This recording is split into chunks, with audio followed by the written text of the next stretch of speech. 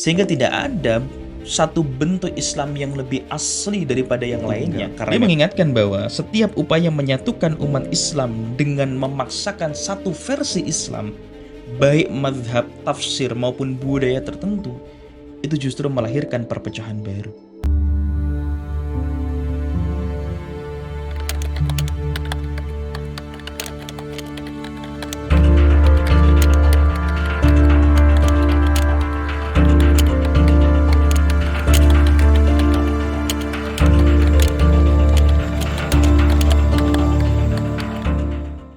Kembali dalam channel Epistop. Pada episode kali ini kita akan membahas tentang menarasikan agama. Tema ini adalah sebuah refleksi dari pertanyaan salah seorang jamaah kepada saya ketika saya mengisi pengajian di salah satu masjid di Jakarta. Pertanyaannya adalah, Al-Quran kita sama, Rasul kita juga sama, tapi kenapa dalam Islam ada mazhab dan aliran yang berbeda-beda? Kenapa kita tidak langsung merujuk saja pada Rasulullah supaya kita semuanya sama? Pertanyaan ini tentu mengandung refleksi yang mendalam bagi kita untuk merenungi tentang keberagamaan kita, untuk kemudian merenungi bagaimana Islam sebagai agama yang hidup dan berkembang.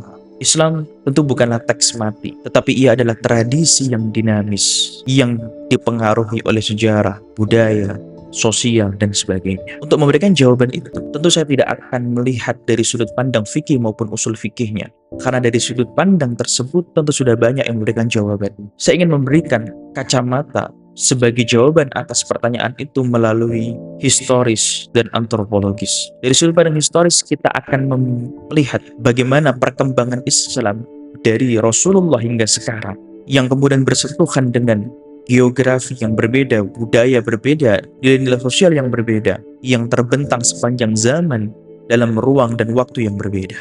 Dari sudut pandang antropologis, kita akan melihat bagaimana Islam dihidupkan oleh manusia-manusia yang beragam dengan kebudayaan dan nilai-nilai sosial yang beragam, yang kemudian melahirkan buah ekspresi keislaman yang unik dan khas di masing-masing. Melalui dua pendekatan ini, kita akan mencoba menjawab pertanyaan tadi. Mari kita mulai. Ada tulisan menarik yang ditulis oleh Shahzad Bashir. Beliau ini adalah Professor of Islamic Humanity di Brown University, US, dalam tulisannya berjudul On Islamic Time Rethinking Chronology in the Historiography of Muslim Society, di mana ia mempertanyakan kegunaan konsep sejarah Islam sebagai kategori pemersatu atas berbagai perbedaan-perbedaan yang ada dalam tubuh umat Islam. Ia mengamati bagaimana konsep tersebut dijadikan pengandaian kesatuan Islam, yang padahal secara realita historis kita melihatkan bahwa sejarah Islam pada dasarnya adalah tradisi yang saling retak, yang saling bertentangan dan tidak dapat diwakili oleh narasi yang secara internal itu koheren. Karenanya Bashir mengamati bahwa gagasan tentang kesatuan Islam ini seringkali dibangun di atas asumsi bahwa Islam itu merupakan tradisi yang tunggal, konsisten, dan koheren secara internal. Nah, pandangan ini kan sebetulnya cenderung mengabaikan kompleksitas historis yang menyertai perkembangan Islam dalam berbagai ruang dan waktu. Nah, Bashir kemudian menunjukkan bahwa yang disebut Islam itu memang tidak pernah hadir sebagai satu entitas monolitik, melainkan sebagai tradisi diskursif yang memang terus dinegosiasikan melalui beragam konteks sosial, politik, dan kultural. Sehingga keragaman tafsir, mazhab, pemikiran itu membentuk mozaik Islam yang menggambarkan Islam sebagai tradisi yang hidup dan juga plural. Nah, karenanya menurutnya upaya untuk mewakili Islam dalam satu narasi tunggal dan koheren itu akan selalu menyingkirkan dimensi perbedaan yang justru itu menjadi bagian inheren daripada sejarah Islam itu sendiri. Nah, menariknya kata Bashir bahwa perspektif pemersatu ini muncul karena meletakkan esensi Islam dalam visi tentang esensi budaya Timur Tengah yang memang tak pernah lekang oleh waktu. Sehingga perspektif Islam yang lahir di luar Timur Tengah itu selalu digambarkan sebagai turunan serta ditempeli oleh tambahan dari budaya lain. Nah, dalam pandangan ini, esensi Islam dianggap identik dengan budaya Timur Tengah yang dianggap murni, asli, dan tidak pernah berubah oleh waktu. Nah, karena itu bentuk-bentuk Islam di luar kawasan Timur Tengah seperti di Afrika, di Asia Timur, bahkan di Indonesia sekalipun itu seringkali dipandang bukan sebagai ekspresi keislaman sejati, melainkan sebagai variasi atau turunan yang sudah tercampuri oleh unsur budaya lokal. Dengan kata lain, perspektif ini menempatkan Timur Tengah sebagai pusat otoritas keislaman, sedangkan wilayah lainnya dianggap sebagai pinggiran saja. Islam di Indonesia misalnya, dalam kerangka ini sering dilihat bukan sebagai Islam yang otentik, tetapi sebagai Islam yang telah beradaptasi dan berkompromi dengan budaya setempat. Padahal bagi Bashir, cara pandang seperti ini menafikan dinamika kreatif dan otonomi tradisi keislaman di luar kawasan Arab. Nah, Bashir ingin menunjukkan dalam tulisannya itu bahwa setiap ekspresi keislaman, baik di Timur Tengah maupun di luar Timur Tengah, itu memiliki validitas histori dan epistemologinya sendiri. Sehingga tidak ada satu bentuk Islam yang lebih asli daripada yang lainnya, karena memang Islam selalu hidup dalam konteks sosial dan budaya yang beragam. Dengan demikian, gagasan tentang Islam sejati adalah Islam Timur Tengah, saya kira itu hanya sebatas wacana global saja gitu. Dan pada aslinya ya tidak seperti itu.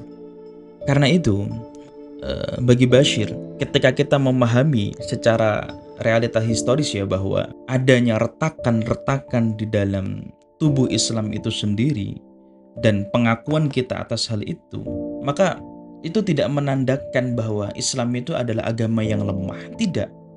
Tetapi justru itu memperlihatkan bagaimana dinamika internal Islam sebagai peradaban dan sistem pengetahuan yang memang terus berubah dan berinteraksi dengan berbagai realitas. Itu menandakan bahwa ya memang Islam itu soleh di kulli zaman wal makan. Islam itu senantiasa sesuai dengan perubahan tempat, perubahan zaman di mana kemudian Islam itu dihidupi. Nah, saya kira kritik Bashir ini adalah positif ya. Dan ini merupakan tantangan bagi kita untuk memikirkan cara lain dalam menarasikan sejarah Islam yang tidak memproduksi tendensi untuk menganggap Islam sebagai faktor pemersatu perbedaan historis atau memahami geografi sejarah Islam dengan model sentra preferi tadi ya, bahwa meletakkan Arab itu sebagai otoritas keislaman yang murni, kemudian Islam di luar kawasan Arab itu ya sebagai pinggiran-pinggiran. Nah, saya kira tidak seperti itu. Nah, karenanya setiap masyarakat muslim itu memiliki konteks sosial budaya, politik yang berbeda, sehingga cara mereka untuk memahami dan mempraktekkan Islam pun tentu beragam gitu. Nah, kalau kita memaksakan melihat semuanya dalam satu bentuk yang sama, kita justru kehilangan pemahaman tentang bagaimana Islam itu tumbuh dan hidup dalam berbagai situasi yang berbeda di sepanjang sejarah. Dengan demikian, kritik Bashir ini merupakan ajakan bagi kita ya untuk menulis sejarah Islam secara lebih proporsional, lebih utuh, lebih adil lagi gitu. Ya mungkin secara lebih pluralistik lagi gitu, yang menghargai keberagaman lokal, memberi ruang bagi setiap suara-suara yang terpinggirkan dan menolak dominasi narasi tunggal gitu yang menstandarkan Islam pada satu bentuk wilayah atau budaya tertentu. Bashir mengajak agar Islam kemudian dipahami sebagai jejaring sejarah yang bersifat polifonik, bukan sebagai garis tunggal yang berpangkal pada satu pusat kekuasaan atau otoritas tertentu. Nah, sehingga narasi persatuan Islam itu justru terletak pada cara kita memahami tentang makna persatuan itu sendiri. Bashir tidak sedang menolak gagasan persatuan umat tentunya dalam tulisan itu ya, melainkan menolak bentuk persatuan yang semu, yaitu persatuan yang dibangun di atas penyeragaman, penyingkiran, dan klaim kebenaran tunggal. Dia mengingatkan bahwa setiap upaya menyatukan umat Islam dengan memaksakan satu versi Islam, baik mazhab, tafsir, maupun budaya tertentu, itu justru melahirkan perpecahan baru. Nah, dalam kerangka itu, menyatukan umat Islam itu bukan berarti menghapus perbedaan, tetapi membangun kesadaran kolektif yang mampu hidup di dalam perbedaan. Karena kan memang ya, kesatuan itu kan bukan homogenitas ya, tapi persatuan itu adalah kesaling pahaman, adanya tafahum adanya ta'aruf dan pengakuan terhadap keragaman sebagai bagian daripada sunnatullah. Dalam Quran Allah mengatakan walau sya'allahu la ja'alakum ummatan wahidah. Loh, kalau Allah itu berkehendak, tentu mudah bagi Allah untuk menjadikan umat manusia ini dalam satu pandangan, satu agama atau satu apapun. Seperti itu. Terakhir, ketika kita melihat memang realitanya seperti itu, maka Islam itu sebetulnya tidak gagal dalam menyatukan umat, melainkan kita saja yang kadang sering keliru memahami makna persatuan itu sendiri. Islam itu menyatukan kita pada tataran nilai dan tujuan atau maqasid, bukan pada bentuk tunggal penafsiran, interpretasi, ataupun ekspresi budaya. Nah, ketika umat Islam mampu mengakui keragaman sebagai kekayaan teologis, maka dari retakan-retakan itu justru lahir kesatuan yang lebih otentik dan dialogis, bukan kesatuan yang dipaksakan. Seperti itu.